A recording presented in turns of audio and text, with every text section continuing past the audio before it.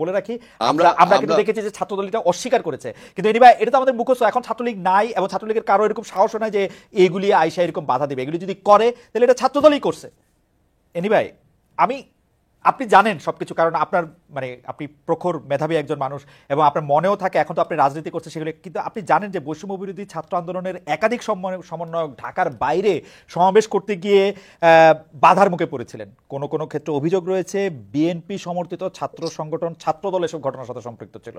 এই বিষয়টি নিয়ে কি আপনি কিছু বলবেন? আমি আপনাকে বলে রাখি, আমরা আমরা কিন্তু আমরা দেখেছি যে ছাত্রদল এটা অস্বীকার করেছে, কিন্তু এনিওয়ে এটা তো আমাদের মুখস্থ। এখন ছাত্রলীগ নাই এবং ছাত্রলীগের কারো এরকম সাহস নাই যে এইগুলি আইসা এরকম বাধা দিবে। এগুলি যদি করে তাহলে এটা ছাত্রদলই করছে।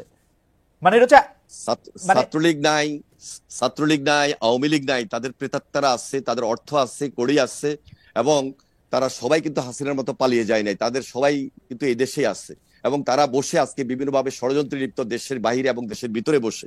সুতরাং এটাকে কোনোভাবে আপনি উপেক্ষা করতে পারবেন না। আর ছাত্রদল কোনোভাবে এই সমস্ত ঘটনার সঙ্গে সম্পৃক্ত না। আমরাও দুই চারটা কথা এরকম শুনেছি, কিন্তু এই শোনার ক্ষেত্রে হ্যাঁ, কিন্তু এনিওয়ে আপনি আমাকে, কিন্তু এনিওয়ে আপনি আমাকে এবং আমাদের কিন্তু স্পষ্ট এনিওয়ে আপনি আমাকে বলেন। নির্দেশনা, এবং আমরা সহযোগিতা করেছি, আমাদের বিভিন্ন ডিস্ট্রিক্টে আমরা সহযোগিতা করেছি। আমাদের এই বৈষম্য বিরোধী ছাত্রদের ভিতরে লুকিয়ে থাকা কিছু কিছু দুর্বৃত্ত কিন্তু থাকার হয়তোবা চেষ্টা করছে, হয়তোবা এরা বৈষম্য বিরোধী ছাত্রদের নামে না, কিন্তু ষড়যন্ত্র করছে যারা করার। আমরা এই ব্যাপারে খুবই স্পষ্ট, এবং আমাদের ছাত্র সংগঠন জাতীয়তাবাদী ছাত্রদল আমরা সর্বাত্মক সহযোগিতা করছি এই কারণে যে এই দেশের ছাত্র রাজনীতির ভাবমূর্তিকে আমরা পুনরুদ্ধার করব, এই দেশের ছাত্র রাজনীতি যেন থাকে, এবং না সেই কিন্তু ছাত্র এনিওয়ে রাজনীতি আপনি, যেন। না এনিওয়ে আপনি তো এত চমৎকার বলেন, শুনতে ইচ্ছা করে শুধু, কিন্তু আপনি এটা বলেন যে আপনারা ছাত্রদলের পক্ষ থেকে কি এরকম কথা শুনতে পাচ্ছেন না যে আমরা এতদিন ধরে 15, 16, 17 বছর ধরে রাষ্ট্র ক্ষমতায় নাই, রাষ্ট্রের বিভিন্ন নিপীড়ন যন্ত্রের মুখোমুখি হয়েছে, এখন আবার নতুন করে ক্ষমতাটা বিশেষ করে তরুণদের বা যুবকদের ক্ষমতাটা আরেকজনের কাছে যখন যায় প্রকটভাবে, তারা সেটিকে আসলে সমূলে প্রথম থেকেই এটিকে উৎপাদিত করতে চাইবেন এবং সেটিতে আপনাদেরও নির্দেশনা চাইছেন যে তারা এটি করার জন্য? দেখুন, আমাদের যে বয়স, আমি যদি আমাকেই বলি, যে বয়স, আমি নিজেকে এখনো তো বলি না যে আমাদের তরুণ পার হয়ে গেছে।